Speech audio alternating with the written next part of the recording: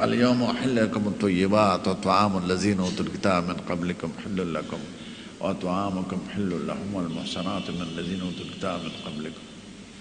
خدای د هغې ذبیحه او د هغې ښځینې روا کړي دي، خو چې ذبیحې بغیر د خدای د نوم، که مسلمانم بغیر د خدای د نوم نه د بل چا په نوم حلال کړه مرداره ده، نو لا پاتې د یهودي. خو که معلوم نی نو بیا خورئ، یې د خدای په نوم حلال کړي نو خورئ.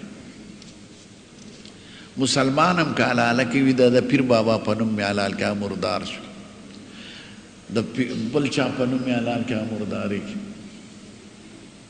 بغیر د خدای د نوم نه د بل چا په نوم حلاله مرداري کې. دا د قرآن شریف حکم دی.